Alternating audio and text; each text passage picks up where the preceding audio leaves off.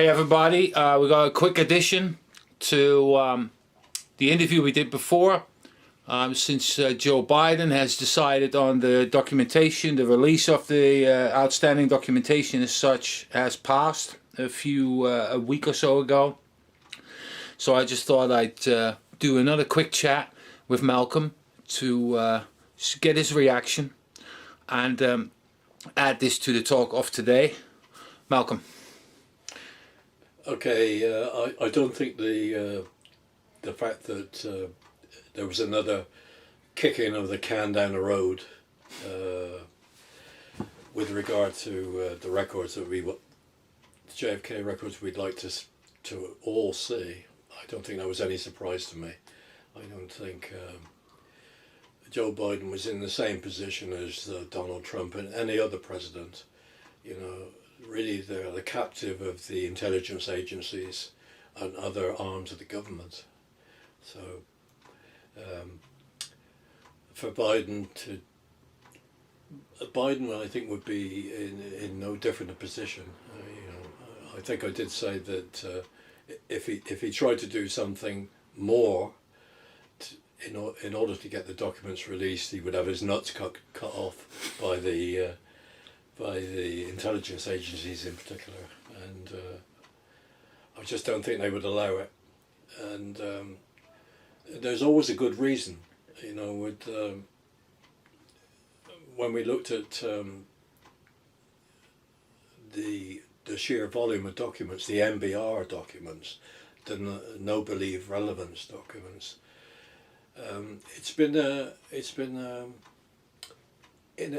I never thought of it at the time, but I think it's very much it's played into the hands of the intelligence agencies, because there were clearly documents which were of no believe relevance, and what they've managed to do is control documents that we would like to see by using genuine no believe relevance documents, and using that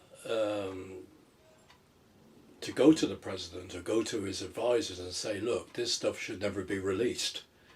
And that's indeed exactly what's happened, because it's clearly no believe relevance for the JFK community to have the 1997 internal CIA telephone book.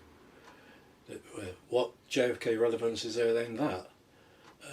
And also one of the other items was the field agent, the double agent field manual, which is also no believe relevance. Well, you know, I might like to see that myself personally, but I can see it's no believe relevance. I can see that's no believe relevance, and there were masses of stuff which was generally of no believe relevance, mixed up with stuff which is of relevance. You know, in particular, I would like to see the communications traffic between London and CIA Langley, to do with Oswald's movements, how Oswald got to the Soviet Union.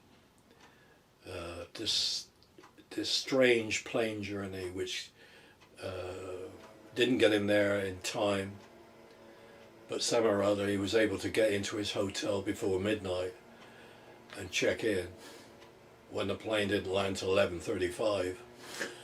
How on earth did he clear customs? Collect his luggage? Hail a cab? Whatever. How the hell did he get there? So this is the stuff which is a major problem.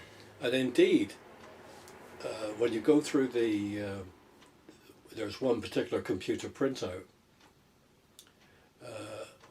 where it actually says that the CIA left it in as a heading. I think it's probably just into, maybe a couple of months into 1964, and there's a cable which they do list from London which says unable to determine flight time of Oswald to Helsinki. Well, this is just unbelievable. I mean, it's a joke. It's a sick joke because, there even in 1959 there were things called manifests. This is like a 20-second job. I mean, what's going on? There's clearly a problem with the flight times, and the cable traffic needs to be released. The communications traffic. Every document that's there on Oswald's trip to Helsinki needs to be released, because even in the documents that have been released, there are gaps in the cables. You see whited out bits. So it's a very, very strange picture. I'm just thinking about this because there's a lot of mystery around that whole trip, back and forth, when it comes to dates, times, and so forth. But getting back to the documents, and especially the fact that people are want these documents released and so forth, and like you say, like everyone's kicking down the can down the road and so forth, but yet at the same time there's plenty of stuff still to wade through, left over from the releases back in the 90s and the ones like 2017 and 2018 as well, I such. think Joe Backus identifies, and you would as well, quite correctly, that it's been a very slow process to get the stuff digitized by the National Archives. Yeah. They've been speaking about it for the last 20 years. And they did a terrible job. And they're still speaking about it. No, it's a dreadful job. You need the black vault to basically make sure that it had OCR in it, so people were able to search the documentation as such. At first, when the NARA released it, they hadn't done anything like that. And I was shocked, because I was like, you know what, when Weisberg released his archives and they were released at Hood College, it had a really basic but super effective and efficient search engine. And I'm thinking, so then you got NARA, which is the big boy out of everything, out of all archives, and then it was just like somebody just emptied a box on the floor and just went, there you go, there's the documentation, deal with it, and nothing else. And then you get somebody like the Black Vault who say, oh, you know what, we'll download all of it, and we'll apply the technology, and then we'll release it. And that's how it got found. That's how documents, basically, you could actually find things in that massive trove of paperwork as such, because otherwise it's no different than, say, in the analog world, where you just basically have a massive mountain of paper in front of you and go, figure it out, here you go, boom. But for me, and one way I understand the drive to get these so-called documents, although personally I don't have much interest in these so-called documents that are left over to go through, because I already got plenty on my plate subject-wise. But at the same time, it's also like the group of people that are actually going through them is very small. I mean, people like make a lot of noise, we must have the documents, we must this, that, and the other. But what about actually going through this stuff and actually say, okay, this is what's happening. I know Newman's doing that, and there's a handful of others. But, I sometimes wonder, like, what's the priority here? Because I know you want to get the stuff released, but at the same time, bugger all what's going on in the stuff that has been released as such. That's the whole thing, because how are you going to build up a picture when you are just chasing certain documents where you have absolutely no idea what's going on, what has been released so far, and what's missing, and so forth, without actually gaining, for lack of a better word, an internal picture that describes this is where I'm at. I think that's true. I mean, I think it's like, when you think about it, you can have all the data in the world, but if you don't actually analyze it, or you don't get round to analyzing it properly, then it's useless. And there's a lack of analysis. Yeah, that's everyone waits for one person to come forward and actually say, well, this is what I read. There's definitely not there. And then everybody believes what is being said as such and just takes it for granted and says, okay, so that's what's in the documents. Which I just say at that point, I go, Yeah, but what if you skipped something, or what if you've forgotten something, and where's it written down, and so forth? Can I see anything of it? And then it's like, and it's the same with the stuff in the noughties. I thought the first decade of this century.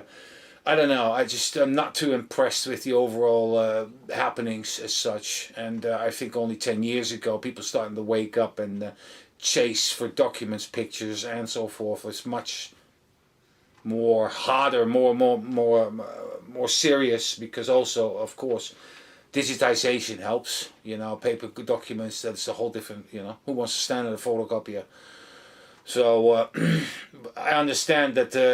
But now is the time, and I also say, like, now is the time to go through all this stuff, because everybody's getting older. I mean, I'm 55, so I'm not that far off, and you're in your 70s, and we know the people that have passed over the last few years as well, and some of them were heavy hitters, and it just gets less and less. We don't get more and more, because I can see, say, from the members that we get at DPUK, I mean, we get a few young ones in, but I don't know how serious they are and whether they can do it for decades in a row. I wouldn't advise it, but if they choose to be like that. Yeah, I mean, there's so many different angles you can come at at research in the JFK case. It's just like huge, massive. Yeah, I mean, Harold Weisberg. Harold. I remember when I visited with him when he was in a nursing home in Frederick, and it was around the time when the review board was still sitting, just around that time, and we talked about various things, and he was like apoplectic, really annoyed, very, very annoyed about what he perceived as the misdirection of the review board by those people that wanted to lead them into Mexico City. All that investigation there, at the expense of all the work he'd done on the original evidence and that stuff, Somehow he felt that his research was being marginalised, and the stuff that was taking precedence at the time. And I think it's fair to say that the review board did put a lot of effort, a lot of time, a lot of work into the Mexico City angle. There's no question about that. So. Okay, and what about Nara? Because Nara itself is bloody slow. I've already pointed out the fact that they didn't use OCR technology, object character recognition technology, it's called, to basically find words in a document.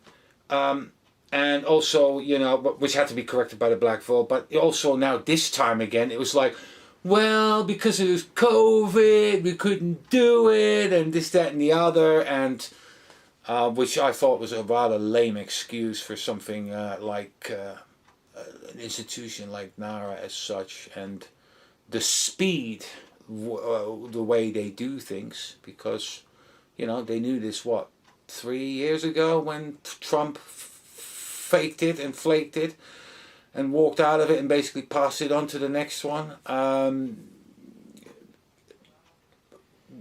What's NARA's role besides being so slow and crappy in this? I mean, the National Archives, NARA should return to the words which I have here from John Carley, and I would be grateful if you post that, because this guy was an archivist that came in the mid-90s for about 5 or 6 years and was really trying to do something, including looking forward to a digital future. So he was very early and very aggressive, very pro researchers, just a totally different attitude. When was this? What year, roughly? I think it came roughly in the mid-90s, and then it was to maybe 5 years, and then he was gone. But you know, his vision on that, if you start from right at the top, it's quite an interesting. The National Archives is not a dusty board of ancient history. Yep. Yes, I saw posters, definitely. Yeah, that's good. And so, you know, we lost really good people, and then you just get, I think there was a guy called Weinstein that came afterwards that was an author, a historian, with very little. He seemed to have very little connection with general research. It was just like, you know, he was carrying the bag for the length of time he served, and then he was gone. So then I think ever since we've had people that are really do nothing appointments, unfortunately. People that aren't interested. They pay. You get tokenism. They pay lip service. They do nothing. You know, this is the problem. Yeah. This is the problem. And when you're there for long periods, you really get to know it. You get to know it. The system. The system is, when in doubt, do nout. And they're always in doubt. So that's what you get. That's what you get. Okay. Right. I mean it's worse in Mopics. You know, the motion picture and I know. Getting a sound decent and copy, audio and a decent copy of a photograph is it's next to impossible. And the originals are all like wherever the hell they are, you know.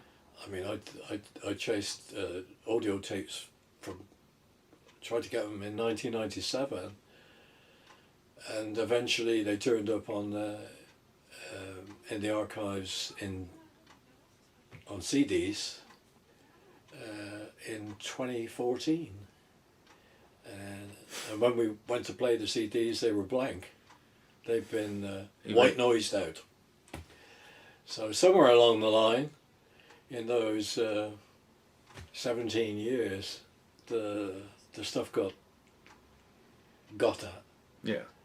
Yeah, that's a correct term. Got at. Yeah, definitely. And you know, I think there's, you know, early on, I think there was with NARA there were clearly problems, and that's why Marion Johnson had a desk within the archives, the Warren Commission files themselves. He was micromanaging the Warren Commission files. There's no question about that. And not many people know that. I didn't know it until I read some of Bella Abzug's stuff. And Bella Abzug, when she did the review of the National Archives and the stuff in the National Archives, and that's what she found. That's what she discovered. That Marion Johnson had a desk sat in there, in amongst the stuff. Well, you know, that's micromanaging. Yeah. Yeah, definitely. That's micromanaging. Yeah. So, final question on this one. Does this stuff ever get released, or the outstanding stuff, do you reckon? Or are we just waiting for everybody else to be passed away until they finally say, like, yeah, now we're going to release it, because everyone related with it is gone? So I think it is a difficult one. It's a difficult area, because clearly some of this stuff is going to be embarrassing. I'm talking really about the MBR stuff. If we do it in a section, we do it in the no belief relevant stuff, which is really no belief relevant stuff. It's of no interest to it. Well, it is to me, but it's no interest to anybody else. And it should be no belief relevance, really. I accept that. But as I said, you know, it's been a convenient way of making stuff disappear. Stuff that we would like to see. Yeah. Because it all gets wrapped up together. Yeah. There's no section. There's no sort of like nobody to say within, for instance, within CIA to say, look, let's do a deal. This is the stuff we're really concerned about. the nobody relevant stuff. That's really nobody relevant. The telephone book for 1997, the internal telephone book. We don't want that. But here's the stuff that you might be interested in for 1964 or something. You know, early evidence. Early evidence. You know, and we lost our last best chance, and people don't recognise that at all. People don't recognise the fact that if you go from the Gates Directive in '92, where the Historic Collections Division was established within CIA's Counterintelligence Center, CI Center,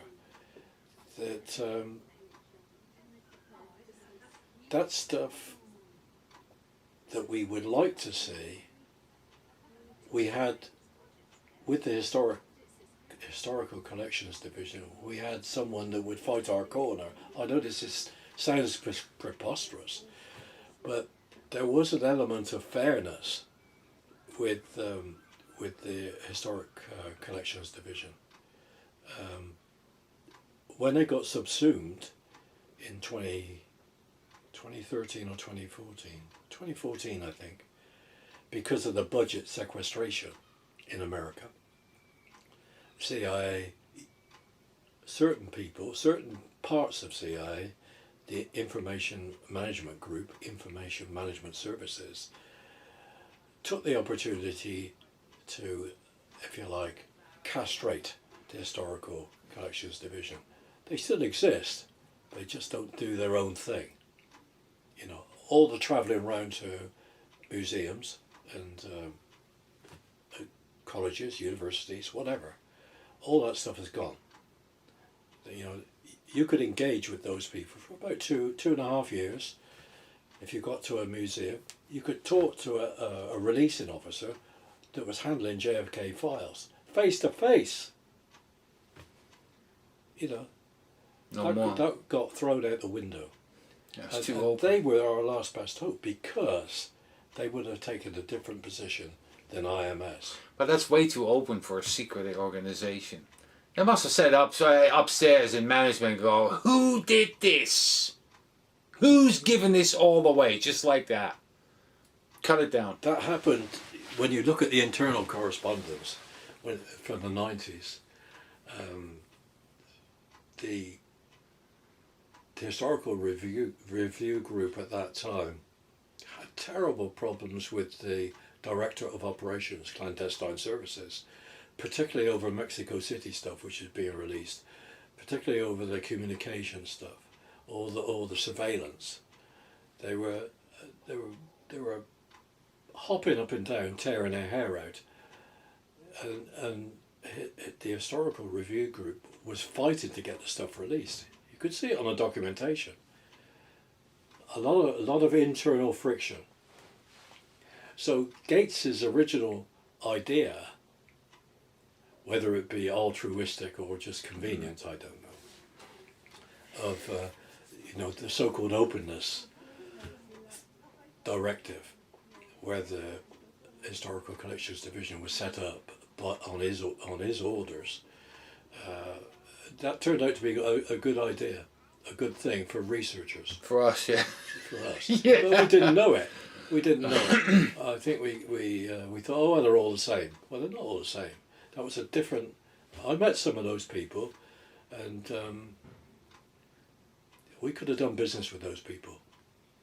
And it's a sad state of affairs that they were subsumed, castrated, if you like. Their power was taken from them. Because what we have now is the result of that.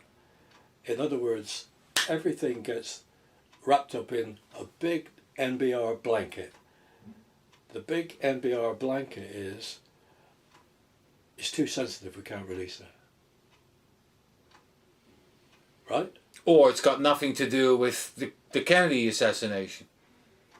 But wrapped up in that blanket of genuine NBR is the stuff we want to get to. Yeah.